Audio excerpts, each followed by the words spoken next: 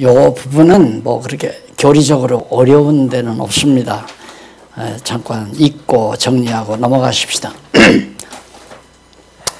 9230페이지 안쪽 가로 2번 생활교훈의 우월성, 구약의 율법에 의한 생활교훈, 규례도요, 규례에 의한 그런 생활교훈보다도 바로 우리 이게 굉장히 우월하다. 그게 바로 세 번째 문단에 나오잖아요. 항상 제가 그랬죠. 어떤 근거를 제시해라. 지금 우리가 생활교훈의 우월성, 생활교훈의 우월성 얘기하려면 그 근거를 제시하라. 근거는 구약의 모세의 규례.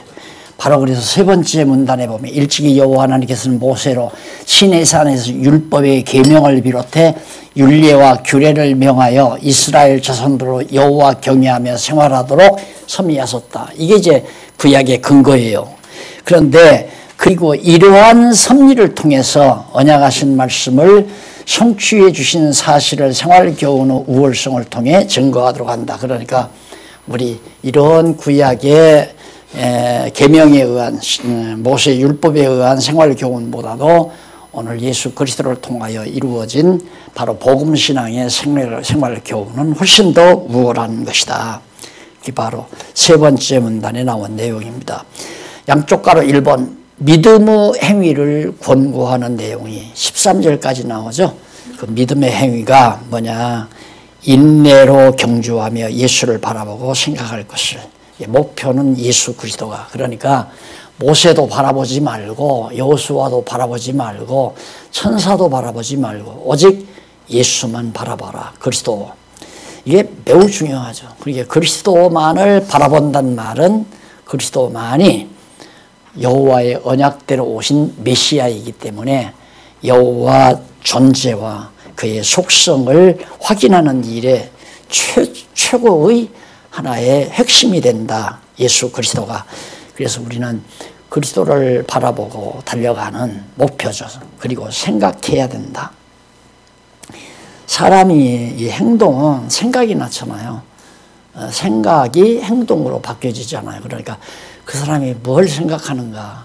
노름하는 사람은 늘 노름하는 생각만 하니까 노름하는 친구도 생기고 노름하는 장소로 가게 되고, 술 잘하는 사람은 항상 술 생각만 하니까 술을 먹게 되고 방탕하게 되고 똑같은 겁니다. 그러니까 우리가 뭘 생각하느냐 매우 중요하기 때문에 그리스도만을 생각한다고 하는 것은 생활의 기본이에요.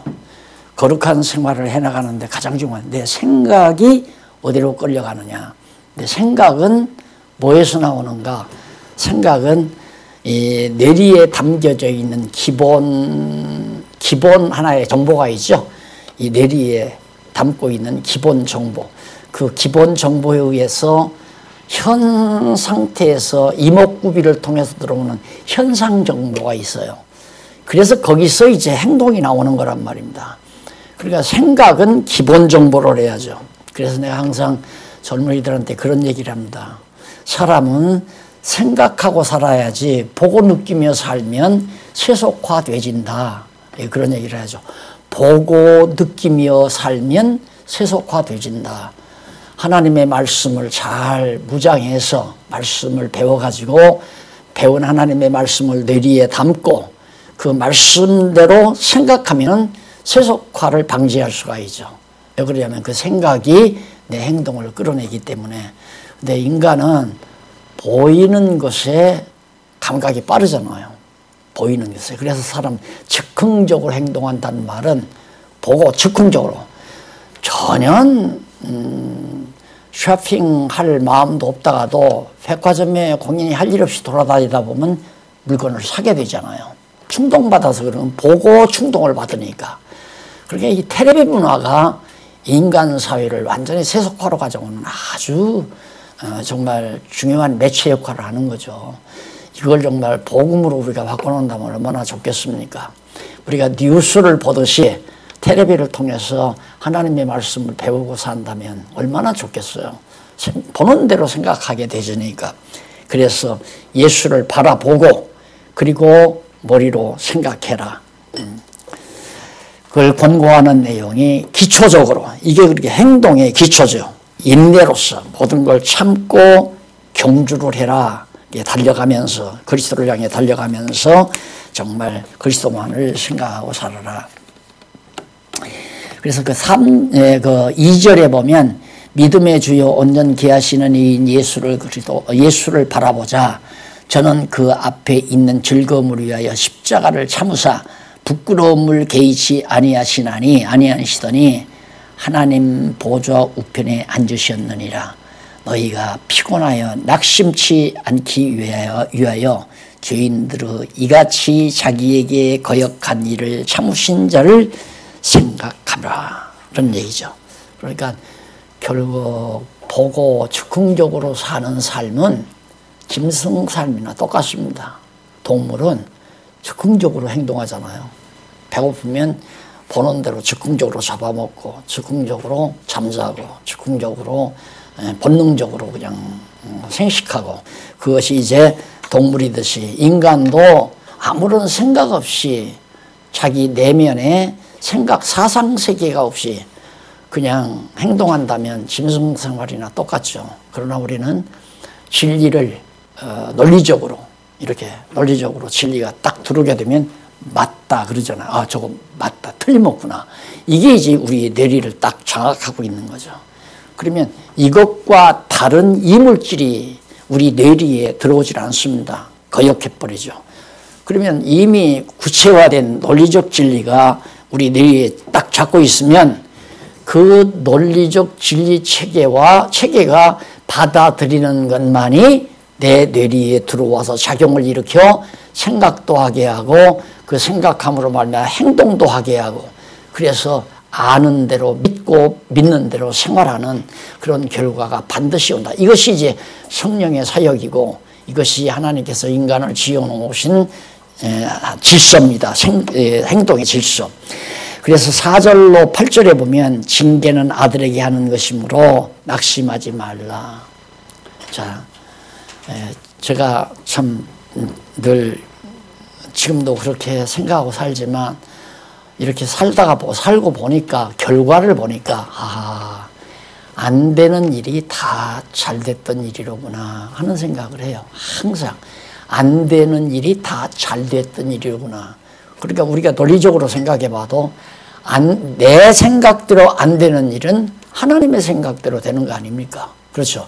내 생각대로 안 되는 일은 하나님의 생각대로 되는 거고, 또 되는 것은 하나님의 뜻대로 되는 거고, 생각대로. 그러니까 안 되는 것은 하나님의 뜻대로 되게 하기 위해서 안 되는 건데, 우리는 내 욕심대로만 되기를 바라며 살다 보니까 갈등이 심한 거죠. 아주 갈등이. 인간이 갈등을 겪는다는 것은 아직도 주를 바라보지 않는 생활이에요. 갈등이 사라져야죠.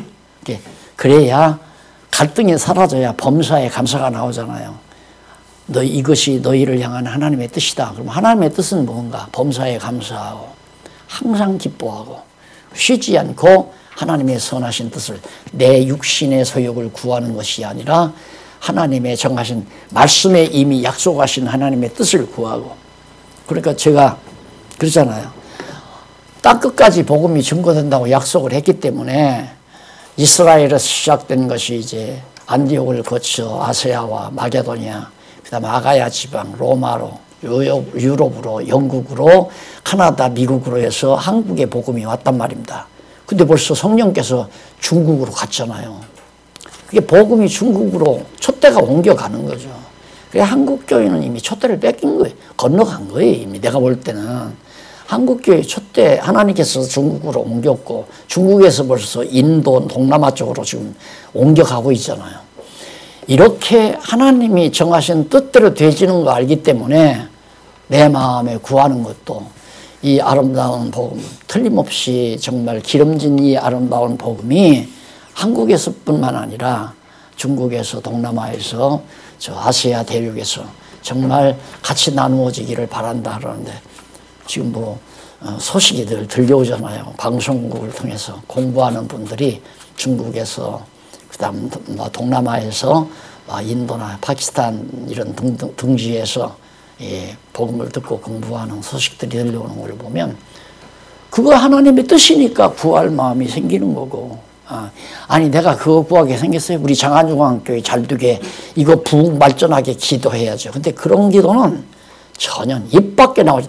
이거 건물 지면서도 하나님 건축하게 해주십시오. 한 번도 기도해 본 적이 없어요. 기도해 본 적이. 그걸 위해서는. 다만 소원은 하나님 말씀 정확하게 전달되고 전수되게 해주시고, 이 복음이 우리만이 아니라 정말 많은 우리 아세아 지역에, 그리고 서방 지역에도 택한 백성에게는 같이 나눠줄 수 있는 날이 오게 해달라고 간절히 기도하고. 사실은 목사님들은 초기에 전혀 나를 죽이려고 해서 기도도 안 했는데, 목사님들 이 말씀 듣게 해달라고 기도도 듣게 되더라고요. 내가 기도 안 해도 하나님의 뜻은 이루어지는 거고, 내가 하나님의 뜻을 알면 또 그대로 기도하고 사는 거고, 그래서 쉬지 않고 기도하는 거고, 모든 되어지는 일에 감사하고 항상 기뻐하며 사는 것이 여호와를 경외하는 삶이다. 그래서 설령 내가 잘못할 때 때린 하나님의 징계가 있어야 옳지, 잘못했는데도 징계가 없으면 사생자다. 남의 자식 때리는 법 없잖아요. 남의 자식이 도둑질했는데 남의 자식 데리다가 이놈아 너 왜 도둑질했느냐 하고 책망하거나 때리는 법이 없잖아요. 그러나 내 자식이 나가서 잘못하게 되면 회초리 들고 나무래고 책망하고 때리고, 사랑의 징계라고 그러잖아요. 그래서 우리는 징벌은 없지만, 징벌은 완전히 죄의 대가로 형벌을 받는 거지만 징계는 깨닫게 하기 위한 수단이죠. 그래서 징계와 징벌은 다르다고 그랬잖아요. 징계는 반드시 있어야 돼요. 우리에게 예를 들어서 재정적인 어려움이 온다거나 아니면 건강에 아픔이 온다거나 이런 것들은 우리에게는 그게 징벌이 아니라 징계예요. 내가 죄 졌더니만 하나님께서 벌 주었다가 아니라 하나님이 나로 하여금 깨닫게 하기 위해서 채찍을 가하셨구나. 이게 이제 바로 징계입니다. 그래서 징계는 아들에게 하는 것이니까 절대 징계받을 때 낙심하지 말라. 예를 들어서 개척을 했어요. 개척을 해서 교인들이 한 7, 80명 딱 모였는데 어느 날 갑자기 어려움이 와가지고 교인들이 10여 명밖에 안 나온다. 이런 것들이 바로 나로 하여금 깨닫게 하기 위한 하나의 징계죠. 징계. 그래서 그런 걸로 낙심하거나 절망하지 말라. 끝까지 참고 나아가라고. 이것이 이제 바로 생활에 대한 교훈이에요. 그러니까 어려움이 오더라도 징계니까 낙심하지 마. 징벌이라면 낙심해야죠. 징벌은 지옥 가는 일이니까. 그래, 징계는 사랑의 확증이에요. 내가 지금 잘못한다. 알잖아요. 자기가 잘못하는 거. 아는데도 아무런 징계가 없다. 하나님이 나를 버렸나. 하나님이 나를 버리지 않았다면 반드시 깨달을 수 있도록 채찍을 가한다는 거. 몸에 질병이 오거나 가정에 재정적인 어려움이 오거나 자녀들이 이탈하거나 아내를 통하여 시험이 오거나 이런 것들이 모두가 다 하나의 징계로 우리에게는 다가오는 겁니다. 그러니까 낙심하지 말아라. 어떤 어려움이 오더라도 그건 사랑의 징계니까 깨닫게 하기 위한 예지바. 그리고 넘어가서 9절로 13절에 보면 징계로 연단한 자는 의의 평강의 열매 맺을 것을 권고하는 내용입니다. 그래서 아까도 말했지만 이것도 역시 제 삶 속에서 다 실제로 경험한 일이니까 진짜 보통 그냥 하나님의 말씀 없이는 참기 어려운 일들이 내가 볼 때 인생살이에 두서너 차례는 보통 있는 것 같아요. 대부분 다. 그런데 그렇게 겪다 보니까 우리 인간들이 보통 그러잖아요. 나는 이렇게 겪었기 때문에 내 사랑하는 자녀들은 안 겪게 했으면 좋겠다. 이 생각을 하게 되고, 나는 겪었지만은 내 후배들은 이런 거 겪지 않고 편안하게 주의 일을 했으면 좋겠다. 이게 누구나가 다 대부분 가지는 생각 아니에요. 조금만 갸륵한 생각을 한다면 다 필요 없더라고요. 그것도 다 필요 없어요. 다 하나님이 개개인에게 다 주어요. 그러니까 건방진 생각을 하는 거죠. 내가 잘했어. 내 자녀들은, 그리고 내 후배들은. 그러면 얼마나 좋겠어요. 그렇게만 된다면. 그런데 부모를 통해서 자녀들이 편안해지면 깨달으면 참 좋지만은 겪어보지 않으면 안 깨달아져요. 안 깨달아요. 얼마 전에도 아이한테 편지를 받았는데, 막내니까 조동국으로 컸을 거 아닙니까? 어려움 없이 뭐 다 형통하게 좋은 직장 다니면서 사니까 날라리가 될 가능성이 있죠. 그래서 가끔 있다가, 야, 아버지 덕에 너 사는 거 아니다. 하나님이 너를 살리니까 내가 언제 너를 이래라 저래라 하더냐. 너 하고 싶은 대로 살아. 내가 하라고 해도 너 하기 싫으면 안 할 거다. 그러니까 내가 하나님 말씀 내 살았을 때, 아버지 살았을 때 하나님 말씀 잘 네가 공부해야 네가 그걸 판단할 수 있다. 이제 지금 외국에 가서 직장 생활하고 있잖아요. 그게 이제 아버지 떠나서 살다가 보니까 가르침 받은 거, 성경 공부했던 것이 새록새록 생각나는 거예요. 그걸 다 썼더라고요. 내가 그걸 보면서 아직 멀었다 임마. 나 초년이다 내가. 예? 다 겪어요. 개개인이 다 겪어요. 하나님이 개개인에게 다 주어요. 누구 덕택에 그게 없어요. 나도 이거 다 목사님들 오시면 참 좋습니다 그러는데 내가 이거 일하려고 이렇게 한 거 아니거든요.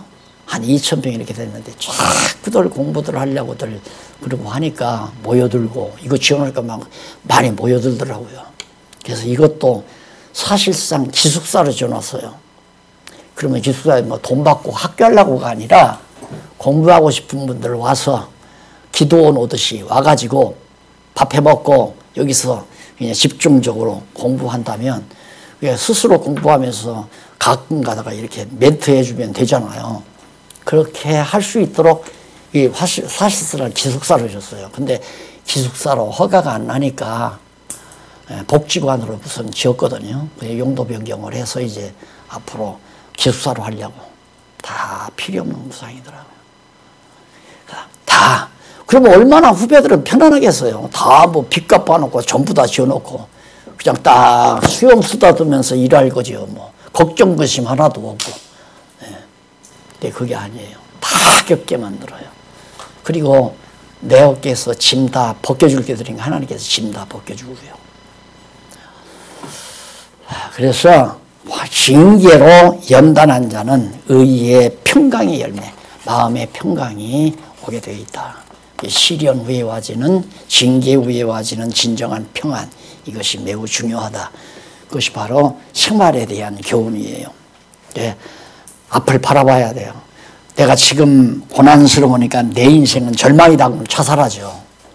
그러니까 항상 어려움이 오면 하나님께서 형통한 날 주시려는 거구나. 왜 그러냐면 하나님은 형통한 날과 공고한 날을 겸해서 주시니까. 똑같아요.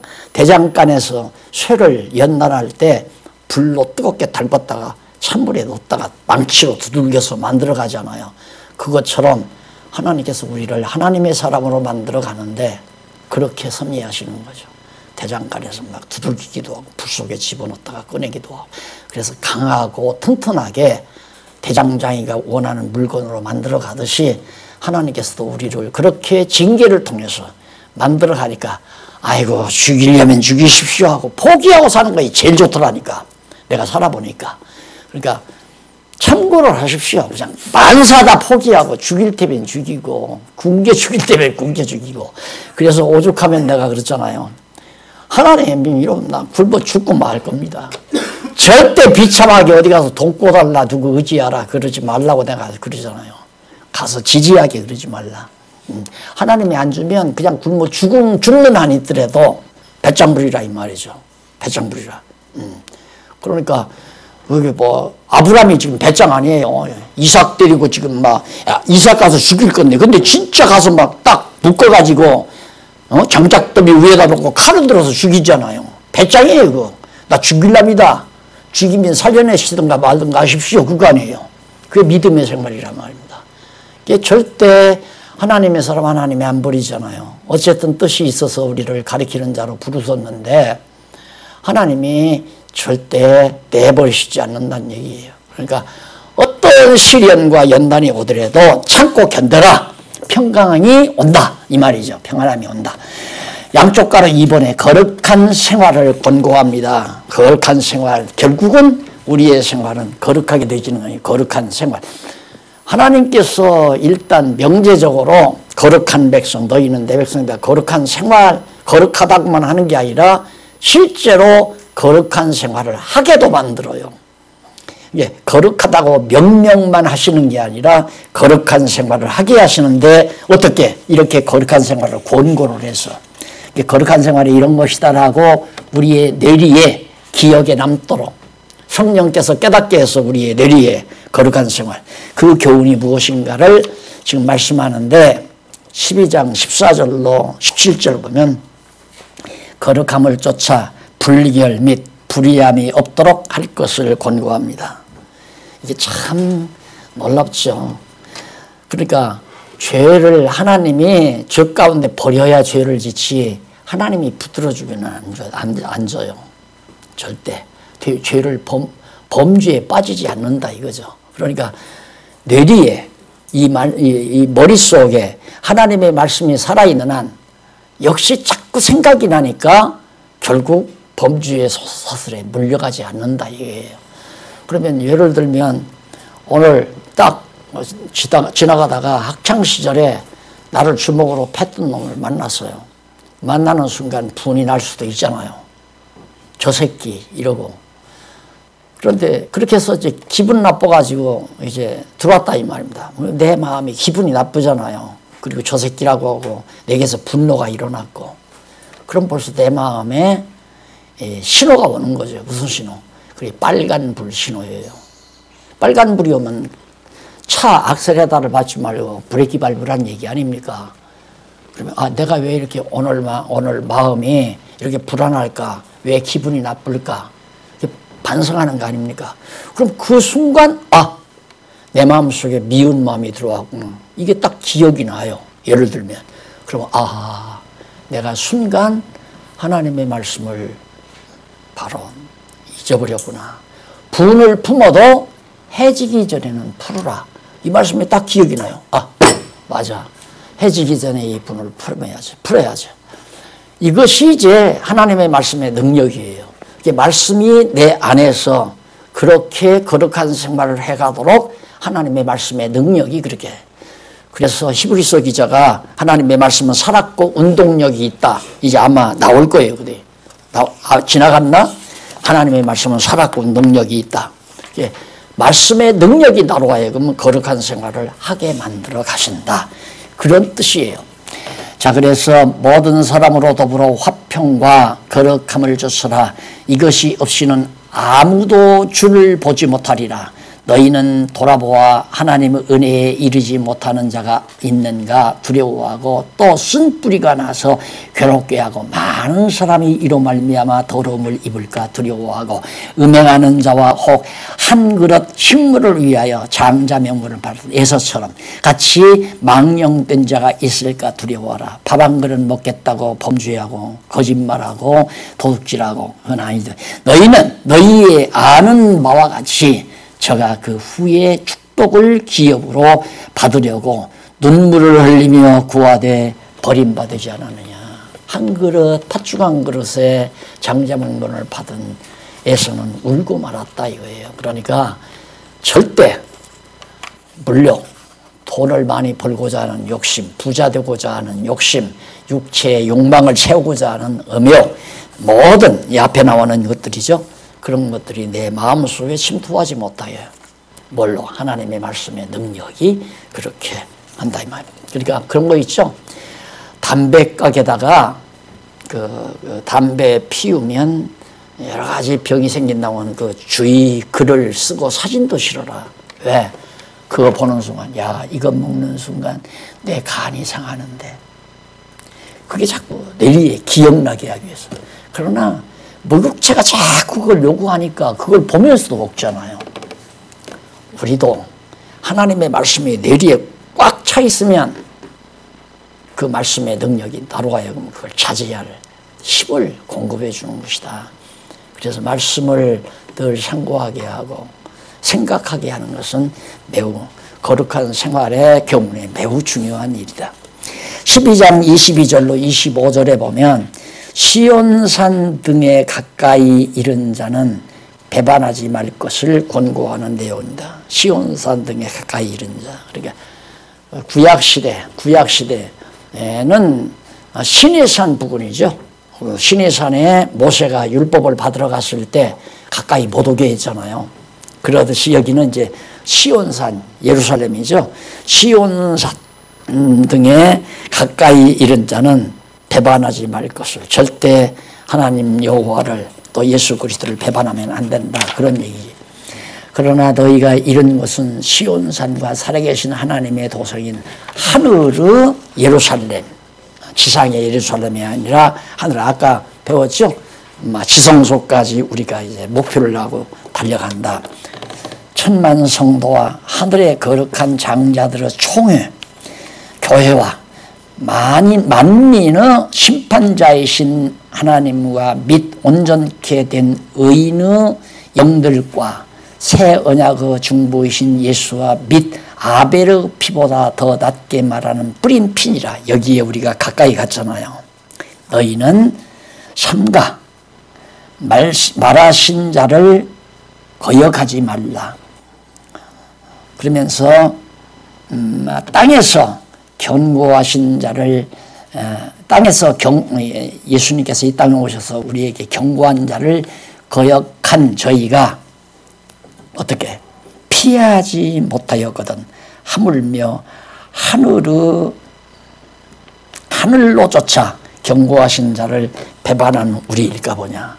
예수님께서 이 땅에 오셔서 경고한 자 경고를 했을 때에도 피하지 못했는데, 하물며 이제 승천하셔서 하늘 보좌 위에 계신 여호와 예수님께서 경고한 것을 거역하는 자가 결과가 어떻게 되겠느냐.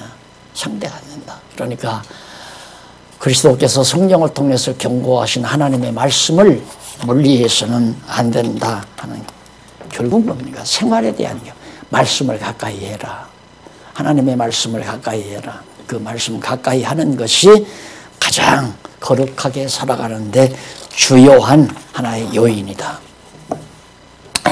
그 다음 12장 26절로 29절 영존하는 나라를 받은 은혜로 하나님을 섬기라고 권고하잖아요. 영존하는 나라를 받은 은혜로.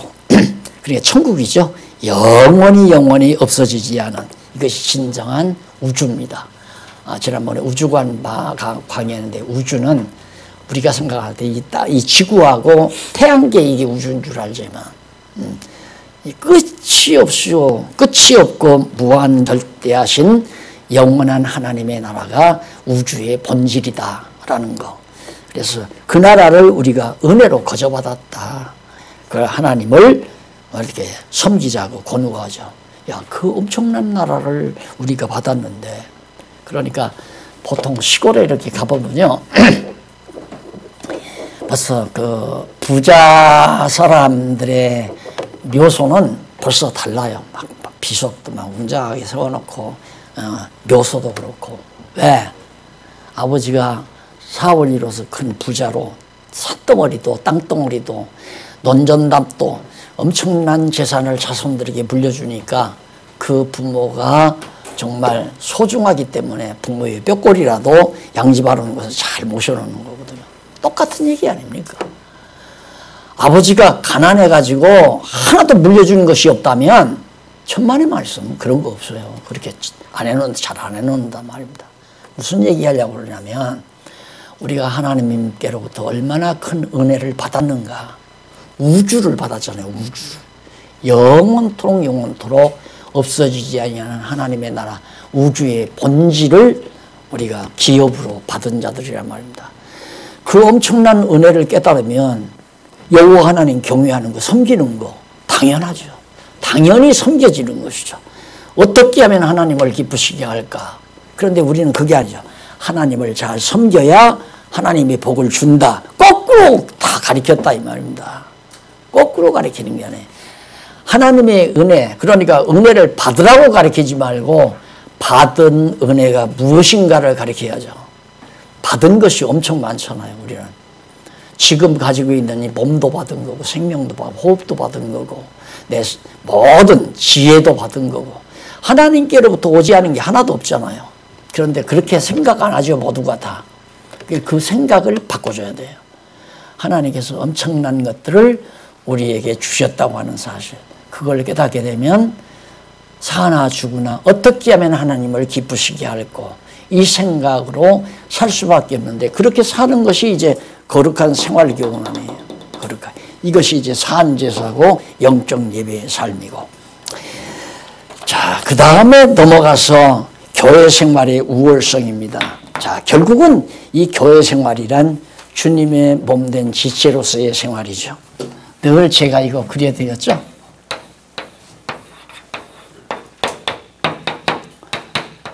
예, 예, 주님이시고, 이게 다 우리란 말입니다, 우리. 모든 지체가, 몸 자체가 우리. 그러니까 이게 교회인데, 이게 교회고, 이건 교회 머리 대신 그리스도고. 자, 교회 생활이라는 게 몸이 머리의 인도 따라, 머리의 생각대로, 머리가 명하는 대로 온 몸이 움직여 살지 않아요. 완벽한 생활이죠. 완성된 생활. 그러니까 내 의지로, 내 노력으로 사는 것이 아니라 머리 든 보좌우편에 계신 그리스도께서 성령을, 우리가 이 땅 위에 사는 동안 성령을 보내셨잖아요. 세상 끝날까지 성령이 우리와 함께 계시면서 머리 되신 그리스도의 뜻을 다 전달을 해요. 신기형 전달을 통해서. 지금 우리의 몸이 그러잖아요. 머리에서, 자, 여기서 단 앞으로 가라. 머리가 지령을 하니까 가잖아, 이렇게. 예? 그리고 백명을 들어서 너 믿음의 행위라고 써라. 머리가 지령하는 대로 손이 움직였단 말입니다. 그러니까 지체는 머리의 명령 따라 움직이는 거지, 내 스스로가 머리와 아무 관계없이 몸이 움직이는 게 아니다. 그러니까 이게 마비돼 버리면 올 스톱 돼 버리잖아요. 전 4대 삭신이 완전히 올 스톱 돼요. 머리와 단절이 돼 버리면. 그러니까 목맨다거나 목을 자른다거나 숨통을 끊어버린다거나, 그 이제 인간 죽음에 대한 가장 쉬운 방법이에요. 바로 머리와 몸의 연결 부위를 단절시키는 것이 죽음이라고 그러잖아요. 그러니까 교회 생활이란 바로 그리스도의 몸으로서의 생활을 말하는 겁니다. 따라서 내 뜻대로 행동하는 것이 아니라 주님의 뜻대로 행동하는 그런 생활이 바로 교회 생활이다, 그런 얘기입니다. 사랑과 복종을 권고하는 겁니다. 사랑과 복종, 결국 교회 생활이란 뭐냐? 사랑, 그것이 행동의 근본이에요. 그러니까 교회를 세우는 거예요. 건덕생활이라고 하잖아요. 덕은 사랑의 덕을 세워야. 건덕이란 뭐냐면 사랑을 기초로 나오는 행위를 건덕이라고 그러잖아요. 이게 사랑의 덕을 더한다. 이게 교회를 세우는 거거든요. 그렇기 때문에 교회란 서로 사랑하는 관계에서 바로 머리 대신 그리스도에게 복종하는 삶입니다. 그래서 사랑과 복종이라는 말이 나오잖아요. 그래. 사랑은 우리 서로 그리스도의 지체끼리 사랑하고, 지체끼리 사랑 안 한다면 이 손하고 이 손하고 계속 싸우는 거예요. 생각해 보세요. 이 손이 가서 막 여기 때리면 이 손은 여기 때리고, 그러면 자기 몸만 아픈 거 아닙니까?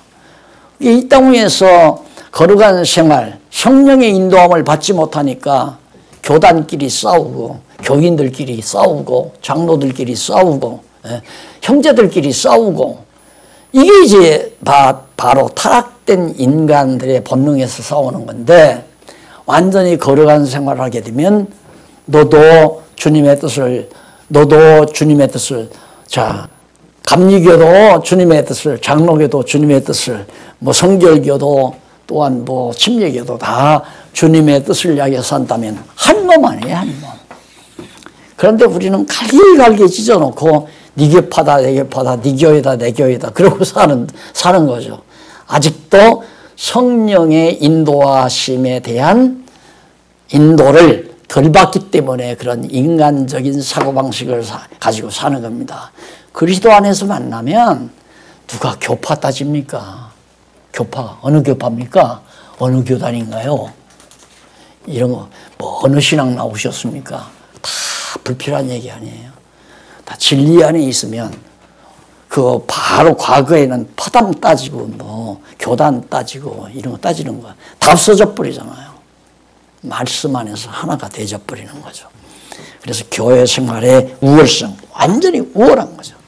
이런 게 없잖아요. 그러니까 그게 말씀으로만 가능하다는 얘기예요. 지금 예를 들어서 제가 성경을 말하지 아니하고 제가 나름대로 연구한 제 사상에 의해서 교리를 만들어서 목사님들에게 이렇게 말씀을 드린다면 목사님들이 끝나고 나면 나 복가될 거예요. 목사님 그건 생각 잘못한 겁니다. 그건 목사님 사견입니다. 목사님 주장이죠.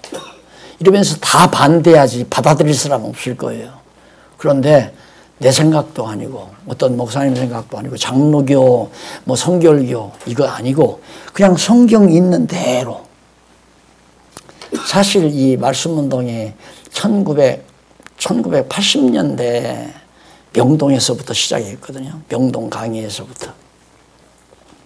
그런데 명동 강의가 어떻게 해서 이루어지면 그 전에 총신 대학부 학생들이 한 20대 명이 제 소식을 듣고 로마서를 강의해달라고 해서 갔잖아요. 저 청평 뭐 조그마한 어떤 소기를 둔 음악사를 MT 장소로 구들짝을 놓아서 그렇게 만들었더라고요.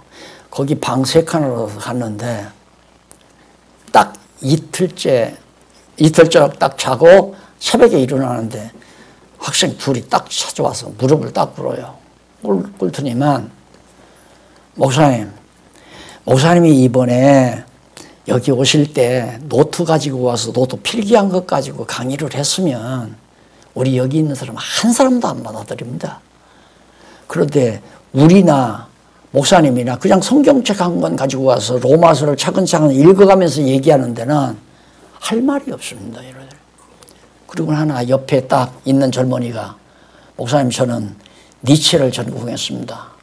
내 인생관을 니체 사상으로 확 정리를 해서 지금 힘있게 내가 살아가는데 오늘 이번에 와가지고 첫째 시간 마태복음 1장 2장 공부하는데 무너지기 시작하는데 완전히 벽돌집 벽돌 무너난다 이거예요. 자기 인생관이. 그래서 이틀 밤 자는 어젯밤에는 너무 괴로워서 내가 밖에 있는 장작대비를 들고 목사님 잠든 목사님 머리를 치고 그냥 도망가려고 눈이 덮인 산으로 도망가려고 했습니다. 그러면서 이걸 한마디면 그때 죽을 뻔을 하죠. 하나님이 그 젊은 사람 내버려뒀으면 쳐 죽어요.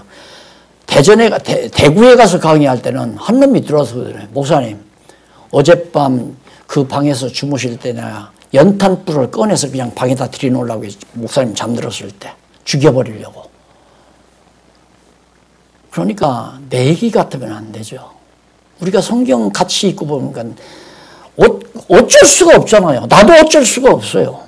이렇게 해서 교회가 하나가 돼야 된다 이 말이에요. 하나가. 무슨 파당이 필요 있어요. 교파가 무슨 필요가 있고 다 그리스도 안에서 하나가 돼야죠. 그래서 여기 우월하다. 정말 복음신앙이 얼마나 우월하냐. 복음신앙이 아닌 건 자꾸 파당을 이루고 서로 분쟁을 일으키고 화목을 깨고 그러지만 그 다음 넘어가서 어려운 이 형제 사랑과 순결 및 만족과 담대할 것을 권고합니다. 이 거룩한 생활, 교회 생활은 어려운 형제. 항상 가정에서도 그러잖아요. 자녀들이 있으면 자녀가 하나가 감기 관리에서 보이다. 온 가족들이 다 그 병든 형제, 자녀 때문에 신경이 쓰이잖아요. 마찬가지로 교회도 그렇습니다. 교회가 가장 연약한 자, 가장 어린 성도, 그 성도에 대한 관심이 기울여지는 거. 몸도 그렇죠. 새끼손가락 하나가 작업을 하다가 새끼손가락을 다쳤어요.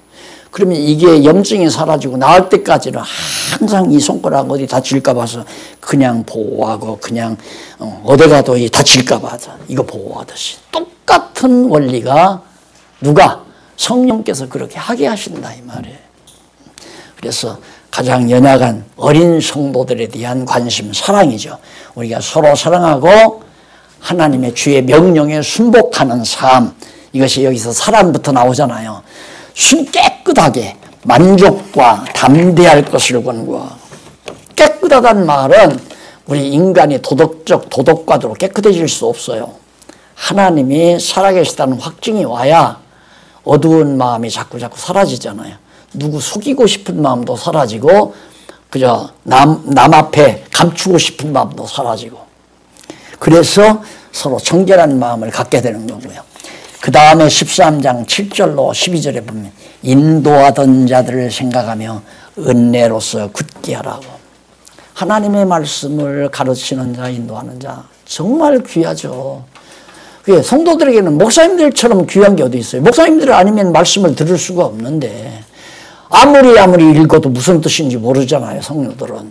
그러니까 모르고 그냥 읽기만 하는데 목사님들이 그 하나하나 읽으면서 가르쳐주기 때문에 인도하던 자들을 생각을 해야 한다. 잊어버리면 안 된다. 늘 생각하고 은혜로서 굳게 하라고 그렇게 당부하는 내용이, 하나님의 말씀을 너희에게 이루고 가르쳐준다면 너희를 인도하던 자들을 생각하며 저희 행실의 종말을 주의하여 보고 저희 믿음을 본받으라.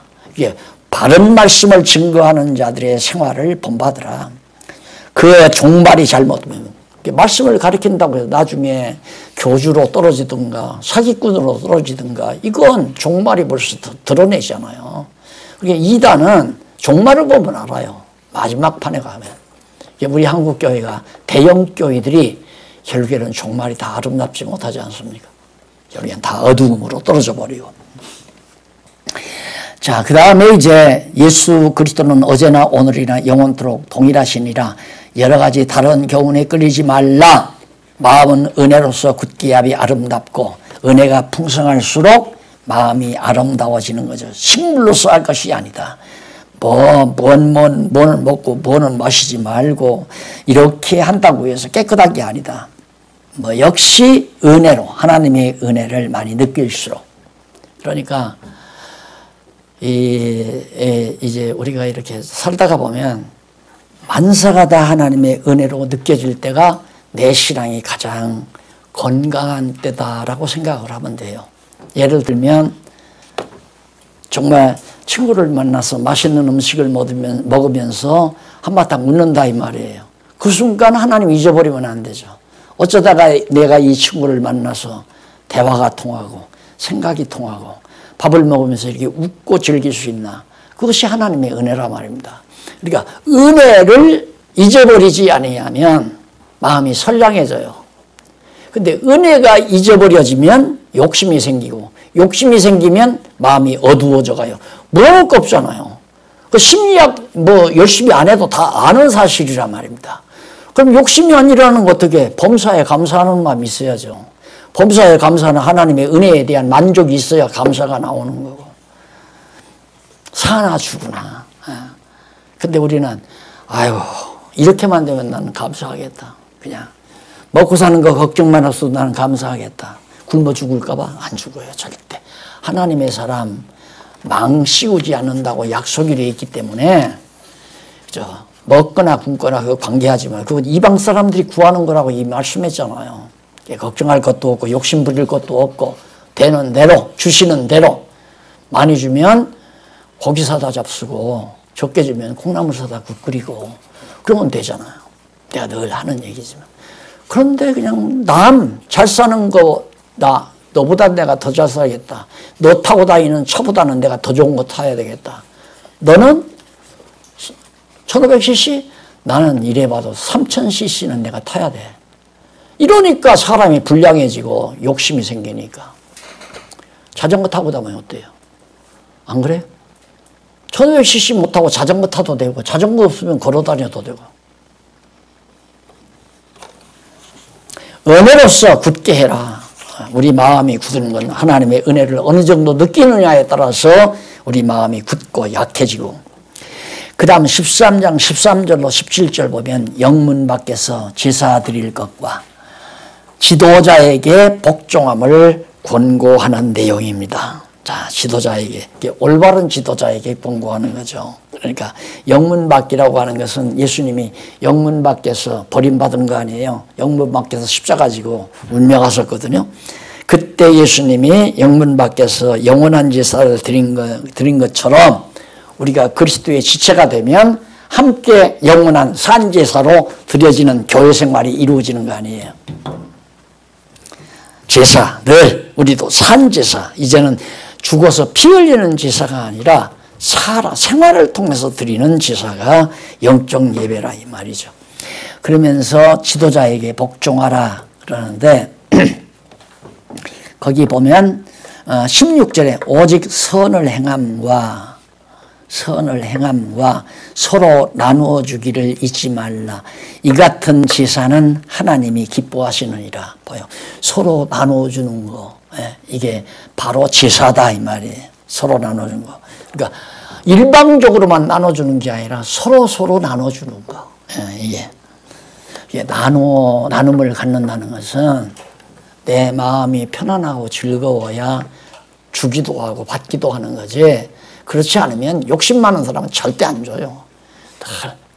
욕심이 잉태하게 되면 절대 남에게 받기만 하고 줄 수는 모르죠.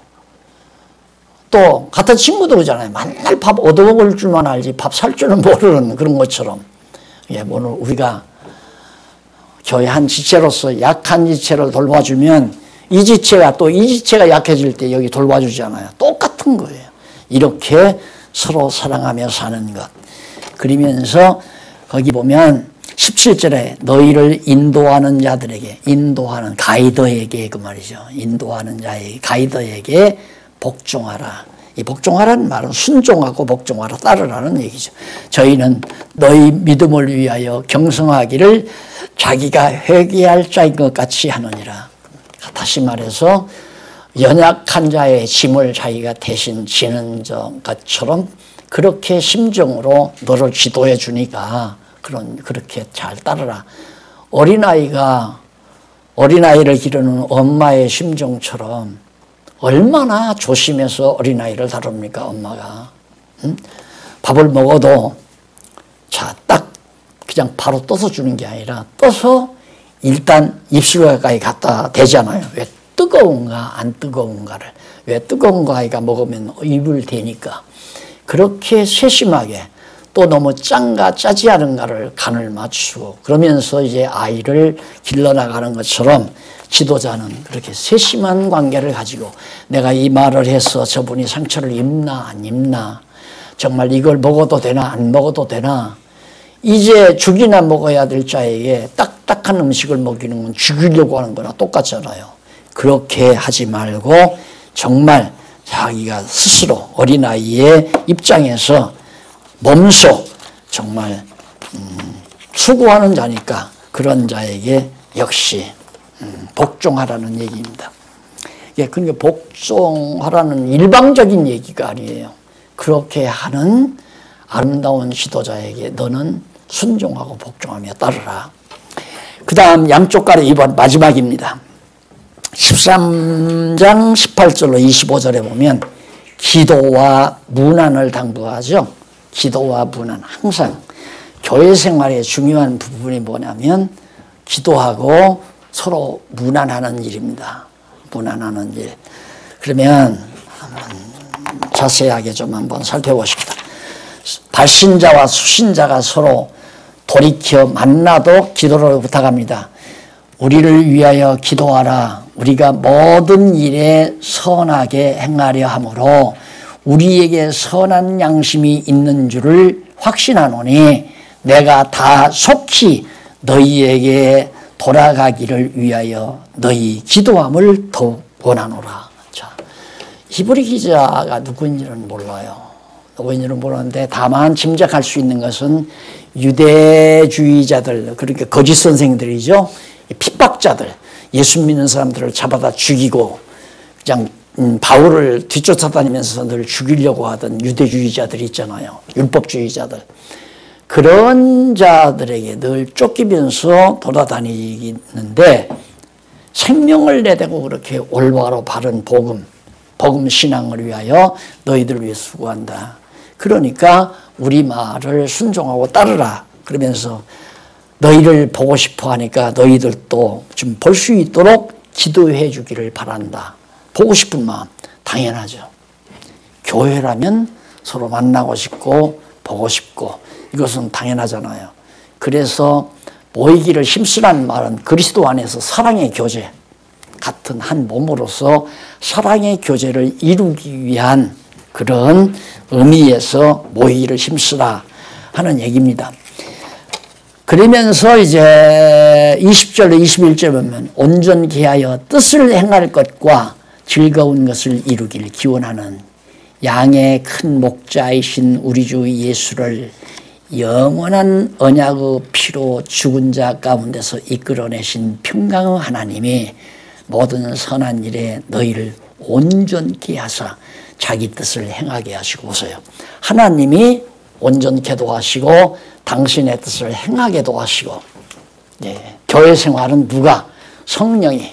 아까 그랬죠? 이 성령께서 생활하게 하신다. 복음 신앙이 우월하기 때문에. 왜? 이 근거에서 보면 너무너무 우월하다. 그러면 우월하기 때문에 어떤 결과가? 이런 결과가 아름다운 복음 신앙 생활이 나오는데 교회 생활이 아름답게 이루어진다. 참 좋은 교회가 이루어진다는 얘기죠. 그래서 내가 목사님들 정말 물론 많은 교인 수가 많으면 좋죠. 많아서 나쁠 건 없잖아요. 그러나 거기에 양과 염소가 따로 있다가 보면 큰 어려움이 있잖아요. 그러니까 올바른 하나님의 말씀으로 양은 참 목자의 음성을 안다고 했으니까 큰 목자라고 그랬잖아요. 예수 그리스도가. 예수님의 말씀대로만 전하면 예수님의 음성을 알아듣는 자들만 모이잖아요. 그때 이제 여기 말한 대로 야 정말 목사님 당신은 예수님의 말씀대로 거짓없이 가르쳤군요. 그래서 존경하기도 하고 역시 순종하기도 하고 그래서 이제 하나님의 몸된 교회가 이루어져 가니까 이런 목표를 그래서 저는 처음에 교회 개척할 때 나는 큰 바닷물이나 큰 저수지물보다는 저 계곡에 산원덕 계곡에 옹달샘물을 더 좋아한다고. 어떻게 하면 좀 더 순수한 하나님의 말씀으로만 순수하게 이루어지는 교회를 할 수는 없을까? 이번 교회 개혁론에서도 정말 성경대로의 교회는 이루어질 수는 없을까? 이루어질 수 있을 거야. 하나님이 사람에게 맡겨놓으시면 모르지만 성령께서 직접 역사하신다면 가능하다는 게 확실하다 이거예요. 그래서 이제 그런 교회로 개혁을 하자고 하는 호소를 이제 개혁론에서 말씀을 드렸습니다만은 그거에 바로 작은 교회라도 순수하고 이쁜 교회, 성경대로의 교회를 하려고 하면 어렵지 않아요. 절대 어렵지 않단 말입니다. 하나가 둘 되고 둘이 여섯, 둘이 넷 되고 넷이 여덟 되고 여덟이 16되고 그렇잖아요. 근데 하나가 둘을 만들면 하나가 둘을 더해서 셋이 되고 셋이 또 둘을 더하면 둘씩 더하면 바로 2, 3은 6 6명 더하게 되면 6, 8, 12가 기하급수로 드러나잖아요. 이 말씀을 제대로만 접하면 가만히 있지 못하거든요.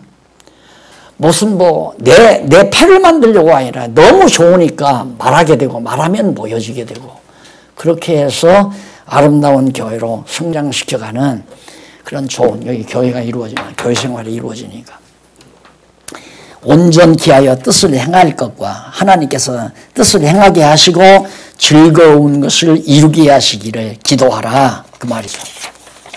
그러면서 22절로 23절 권고의 말을 용납하라고 당부하면서 상면할 것을 거듭 약속합니다. 형제들아 내가 너희를 권하노니 권고의 말을 용납하라. 지금까지 내가 이렇게 다 권고를 했는데 이거 잊어버리지 말고 잘 받아들여라 이 말이에요. 내가 간단히 너희에게 썼느니라. 지금 내가 히브리서 쓴 것은 간략하게 요점 정리를 해준 것이다. 우리 형제 디모데가 놓인 것을 너희가 알라. 그가 속히 오면 내가 저와 함께 가서 너희를 보리라. 이 부분 때문에 히브리서는 사도 바울의 기록이라고 대부분의 학자들이 그렇게 말을 하고 있습니다. 저도 그렇게 생각을 해요. 이 히브리서 내용 자체가 사도 바울 외에는 쓸 자가 없는 너무 논리적이고 너무 복음적이고 확실하고 분명한, 그래서 결국 말씀을 전하는 자와 말씀을 받아들이는 자는 떨어질래야 떨어질 수 없는 밀접한 관계를 맺을 수밖에 없다. 이것이 소위 우리가 말하는 목회라고 하는 하나의 신앙 행위를 하게 하고 생활 교훈을 받아서 교회 생활로 잘 이루어져 가지고 아름다운 주님의 몸된 교회가 이루어지도록 역사하는. 자, 그러면서 13장 24절로 25절에 인도하는 자와 성도에게 무난하고 은혜가 있기를 축원합니다. 인도하는 자와 성도에게 무난. 너희를 인도하는 자와 및 모든 성도에게 무난하라. 무난하란 말은 안부 전하고 사귀라 이 말입니다. 사귀라. 예, 서로 무난하는 건 사귐을 말하는 거죠. 그래서 성도가 서로 그리스도 안에서 말씀으로 사귀어 가는 것. 아침에도 말했나요? 사도 요한이 내가 너희에게 이 말씀을 전하면 너희와 사귐이 있게 하려 함이라. 성도의 사귐은 하나님의 말씀을 전할 때 사귀어지는 것. 자, 이렇게 해서 일단은 유대주의에 대한 경계, 유대주의에 대한 경계에 대한 내용을 우리가 살펴봤습니다. 어떻게? 신분상 예수가 우월하다. 예수가 사역상 우월하다. 무엇보다 유대주의자들 너희들이 말하는 것보다. 그 다음 복음 신앙상으로도 유대주의자들 너희들 율법적 신앙생활과는 비교가 안 되도록 우월하다.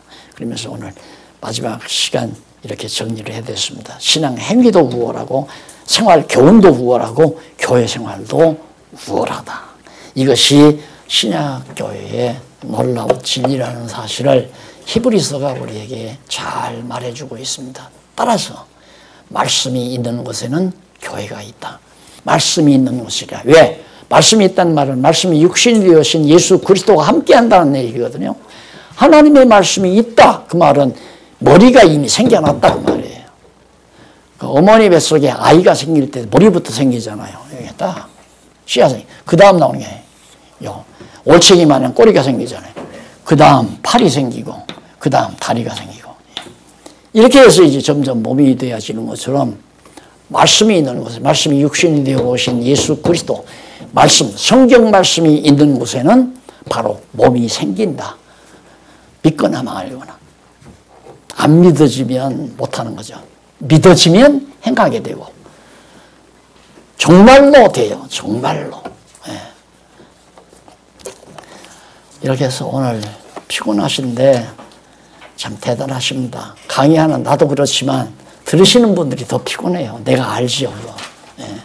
하여튼 5시간 꾸준히 잘 조는 우리 조원구 목사님도 오늘은 별로 안 조는 것 같은데.